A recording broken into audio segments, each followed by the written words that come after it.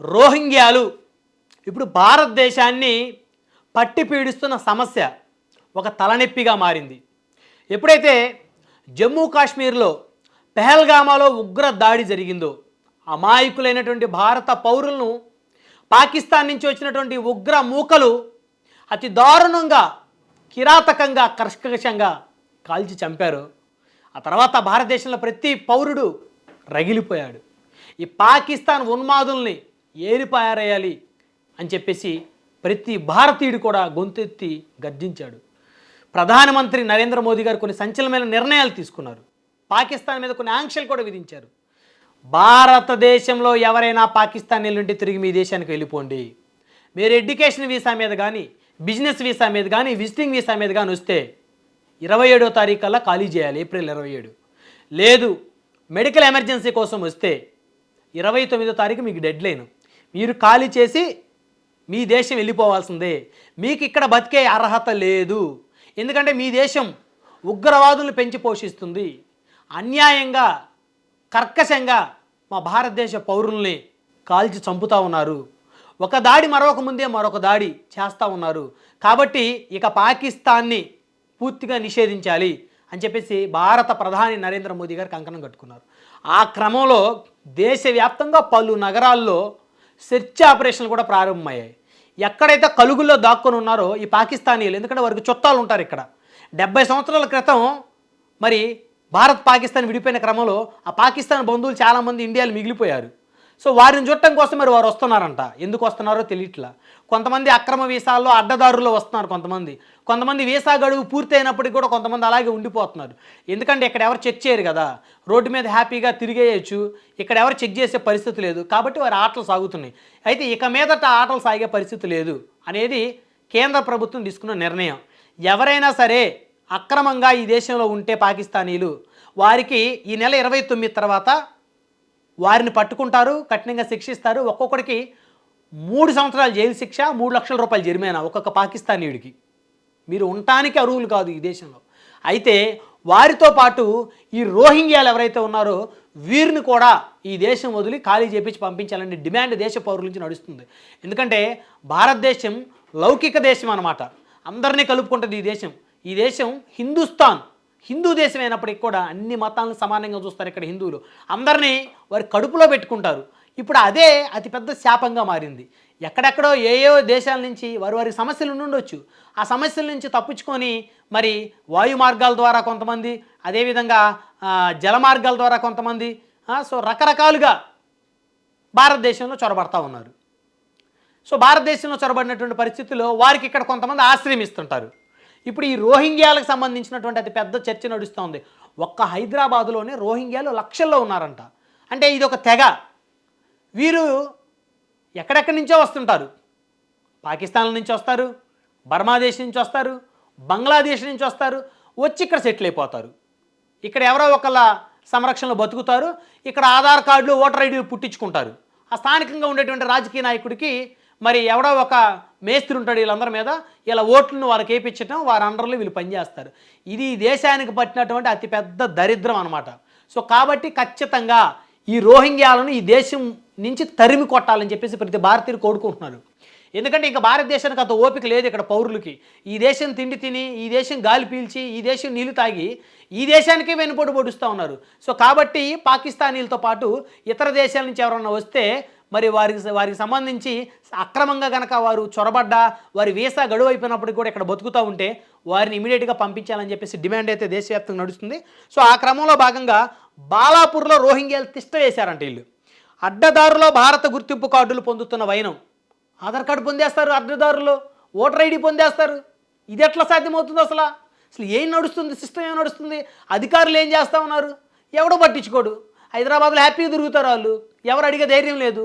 ఎవడైనా ఒక హిందూ గట్టిగా నిలబడి మీరెవరు, మీ ఆధార్ కార్డు చూపించమంటే వాడి మీదకి వచ్చి 10 మంది వచ్చి దాడి చేసి కొట్టేస్తారు. సో ఈ సిస్టమ్ మారాలి. ఇంకా ప్రభుత్వాలు చాలా సీరియస్గా ఉండాలి. అవసరమైతే వ్యవస్థను పెంచాలి, స్పెషల్ ఫోర్స్ దించాలి, ఆర్మీ వ్యవస్థను పెంచాలి, పోలీస్ వ్యవస్థను పెంచాలి, ఇంటెలిజెన్స్ వ్యవస్థను పెంచాలి. ఈ ఉచిత పథకాలు ఆపేసి ఈ వ్యవస్థల్లో రిక్రూట్ చేసుకొని ముందు దేశాన్ని కాపాడుకోవాలి, ప్రాణాలు కాపాడుకోవాలి మనం ఫస్ట్. ఆ తర్వాత బతుకుంటే అన్నీ తినొచ్చు.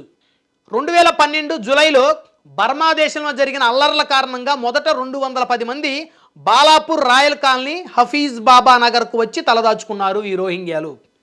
ఈ సమయంలోనే UNHRC united nations high commission for refugees శరణార్థులుగా కార్డులు కూడా పొందారు. వీళ్ళు కార్డులు పొందేశారు శరణార్థులుగా. కాలక్రమేణా మరికొంతమంది రావడంతో వీరి సంఖ్య ఇప్పుడు గణనీయంగా పెరిగింది. పోలీసుల రికార్డుల ప్రకారం బాలాపూర్ పరిధిలోని 27 క్యాంపులలో సుమారు 6,000 మంది వరకు నివాసం ఉంటున్నారు. ఒక్క బాలాపూర్లోనే 6,000 మంది ఉన్నారంటే ఇంకా హైదరాబాద్ మొత్తం ఎన్ని లక్షల మంది ఉంటారో కనీసం తక్కువ 2-3 లక్షలు ఉంటారు. పోలీసు రికార్డుల ప్రకారం అధికారిక లెక్కలే బాలాపూర్లో 6,000 అంటే మరి తప్పించుకొని తిరిగే వాళ్ళు ఆ బాలాపూర్లో ఇంకొక 20-30 వేలు ఉంటారు. ఈ అసలు ఎటు పోతుంది ఈ దేశం అర్థం కావట్లా. 2018 మార్చి 15 అక్రమంగా ఆధార్ కార్డులు పొందిన రోహింగ్యాలైన మహమ్మద్ హాసన్, వీడి వయసు 23 సంవత్సరాలు, మహమ్మద్ ఆరిఫ్ ఇతని వయసు 18, మహమ్మద్ సైఫుల్ ఇస్లాం ఇతని వయసు 18 సంవత్సరాలు బాలాపూర్ పోలీసులు అరెస్ట్ చేశారు వీళ్ళ ముగ్గురిని. వీరు మహమ్మద్ హసన్ అఫ్ఫర్ అనే వ్యక్తి సహాయంతో బహదూపూరా చిరునామాపై ఆధార్ కార్డులు పొందారు. ఈజీగా పొందేస్తున్నారు. మరి మామూలుగా తెలుగు రాష్ట్రాల్లో గ్రామాల్లో అయితే ఆధార్ కార్డు రావాలంటే పెద్ద ప్రాసెస్. మరి ఇక్కడ హైదరాబాద్లో మరి భలే పొందేస్తారు ఆధార్ కార్డులు, వాళ్ళ చుట్టాలు ఉంటారు కాబట్టి. ఇక్కడ 2017 సెప్టెంబర్ 12 ఆధార్ కార్డు సహాయంతో పాస్పోర్ట్ తీసుకునేందుకు యత్నించిన మహమ్మద్ ఇస్మాయిల్ అనే బర్మా దేశస్తుని పహాడీ షరీఫ్ పోలీసులు అరెస్ట్ చేశారు. ఇంకేముంది, ఆధార్ కార్డుతో పాటు వాడు ఏకంగా పాస్పోర్ట్ కూడా అప్లై చేశాడు. ఏదో మన అదృష్టవశాత్తు వాడి దురదృష్టవశాత్తు పోలీసులు పట్టుబడ్డాడు.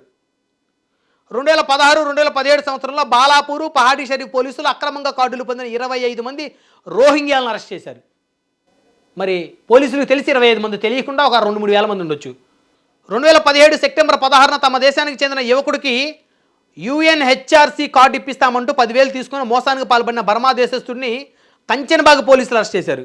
ఏకంగా 10,000 తీసుకున్నాడు బర్మా దేశస్తుడు. వాళ్ళ దేశానికి చెందినోడు ఇక్కడికి వస్తే నీకు ఇక్కడ కార్డు ఇప్పిస్తాను, ఈజీగా వచ్చింది, 10,000కే ఇక్కడ నీకు ఆధార్ కార్డు ఓటర్ ఐడి బుట్టిస్తానని చెప్పేసి వాడి దగ్గర 10,000 తీసుకుంటే మరి వాడు కేసు పెట్టినట్టున్నాడు పోలీస్ స్టేషన్లో. వాడు అరెస్ట్ అయ్యాడు. మన అదృష్టం కొద్దీ, వాడు దురదృష్టం కొద్దీ. 2014 అక్టోబర్ 9 మహమ్మద్ హుస్సేన్ ఇతని వయసు 20 సంవత్సరాలు మైనర్ను వివాహం చేసుకునే క్రమంలో తలెత్తిన వివాదంలో రెచ్చిపోయిన రోహింగ్యాలు పోలీసులు స్థానిక బస్తీవాసులపై రాళ్ల దాడికి తెగబడ్డారంట. అది చూడండి, వీడు రోహింగ్యా గాడు వీడు ఎక్కడి నుంచో వచ్చి ఈడ బతుకుతున్నాడు, మన తిండి తింటావు, మన గాలి పీలుస్తూ, మన నీళ్ళు తాగుతూ, వీడు ఏకంగా ఆ బస్తీవాసుల మీదను పోలీసుల మీద దాడి చేశారంటే వీళ్ళు 2014 అక్టోబర్ 9. ఎటు పోతుందండి ఈ దేశం? వీళ్ళని ఎందుకు బతకనిస్తున్నారు, ఎందుకు ఉండనిస్తున్నారండి? ఫస్ట్ ఆ బోర్డర్ల దగ్గర దేశపై పంపించేసానండి వీళ్ళని. ఈ సమయంలో బస్తీవాసులు రోహింగ్యాల నడుమ పెద్ద గొడవే జరిగిందంట. 2014 నవంబర్లో శరణార్థుల ముసుగులో ఉన్న ఖాలేద్ మహమ్మద్ అనే వ్యక్తిని ఉగ్రవాద సంబంధాల అనుమానంతో రాయల్ కాలనీ నుంచి ఎన్ఐఏ అధికారులు అరెస్ట్ చేశారు. 2014 నవంబర్లో శరణార్థుల ముసుగులో ఉన్న ఖాలేద్ మహమ్మద్ అనే వ్యక్తిని ఉగ్రవాద సంబంధాల అనుమానంతో రాయల్ కాలనీ నుంచి ఎన్ఐఏ అధికారులు అరెస్ట్ చేశారంట. అసలు వీళ్ళ గురించి తెలుసుకుంటుంటే మైండ్ బ్లాక్ అయిపోతుంది. వీళ్ళు ఎక్కడి నుంచి వస్తున్నారు, ఎక్కడ బతుకుతున్నారు, ఎవరి తిండి తింటున్నారు, ఎవరి గాలి పీలుస్తున్నారు, ఎవరి నీళ్ళు తాగుతున్నారు, వీళ్ళు ఆడ స్థానికంగా ఉండే బస్తీ వాళ్ళ మీద దాడులు దిగుతున్నారంట, పోలీసుల మీద దాడులు దిగుతున్నారంట. పోలీసులు అరెస్ట్ చేశారు. మళ్ళీ వాడు బెయిల్ మీద వస్తాడు బయటికి. వాడికి లోకల్గా ఎవడో ఒకడు సపోర్ట్ చేస్తాడు అక్కడ ఓట్ల కోసం, దానికోసం. ఇలా అయితే మన దేశాన్ని కాపాడటం ఎవరి వల్ల కాదు. దయచేసి స్థానికంగా ఉండే ప్రజాప్రతినిధులతో పాటు కార్పొరేటర్లు కూడా చొరవ చూపండి. ఇది అసలు మంచిది కాదు సమాజానికి, ఈ దేశానికి. అసలు వీళ్ళు ఎక్కడ బతుకుతున్నారు, ఎక్కడి నుంచి వచ్చారు, వీళ్ళు ఏకంగా దాడులు తెగబడ్డారు, వీళ్ళ మీద పోలీస్ స్టేషన్లో ఎఫ్ఐఆర్లు ఉన్నాయంటే అంటే మన వ్యవస్థ ఎంత అధ్వానంగా ఉంది. ఇక్కడ మనం వెళ్ళి వేరే దేశంలో బతికి, మనం వెళ్ళి పాకిస్తాన్లో బతికి అక్కడ పౌరుల మీద, అక్కడ పోలీసుల మీద దాడి చేస్తే పెట్టలను కాల్చి పడేస్తారు అంతన. ఇక్కడ మనం ఏం చేయలేము వాళ్ళని. సో ప్రతి పౌరుడు బాధ్యతాయుతంగా ఉండకపోతే ఇక ఈ దేశంలో ఖచ్చితంగా మెజారిటీ ప్రజలకి రక్షణ ఉండదు. ఇక్కడ అలానే అందరిని అనట్లేదు. ఇక్కడ ఇలాంటి వారికి ఎవరైతే సహకరిస్తున్నారో వారు ఈ దేశ ద్రోహులు. వారు ఖచ్చితంగా వారిని దేశ ద్రోహులుగా పరిగణించాలి. ఇలాంటి వాళ్ళకి ఆధార్ కార్డులు, ఓటర్ ఐడీలు ఎవరైతే పుట్టిస్తున్నారో వాళ్ళు కూడా దేశ ద్రోహులే, వారు శిక్షించాలి. సో ఇక మీరు స్థానికంగా ఉండే కార్పొరేటర్లు కానీ, స్థానికంగా ఉండే ప్రజాప్రతినిధులు కానీ, అధికారులు కానీ దయచేసి ఇలాంటి రోహింగ్యాలని ఏరండి, గుర్తించండి, సమాచారం ఇవ్వండి, మా మీడియాకి సమాచారం ఇవ్వండి, మేము టెలికాస్ట్ చేసి చూపిస్తాం. వీళ్ళ దేశం పంపించండి, వాళ్ళ బాధ వాళ్ళు పడతారు. బర్మా వెళ్తాడు, పాకిస్తాన్ వెళ్తాడు, బంగ్లాదేశ్ వెళ్తారు. ఉంటే తింటారు, లేకపోతే వాళ్ళ దేశంలో వాళ్ళు చస్తారు. మన కొద్దీ దరిద్రం. కాబట్టి ప్రతి ఒక్కరు కూడా బాధ్యతతో అడుగు ముందుకైపోతే ఈ దేశం భవిష్యత్తులో చాలా విపత్కర పరిస్థితులు ఎదుర్కొనేటువంటి ప్రమాదం ఉంది. భారతీయుడా, బీ కేర్ఫుల్.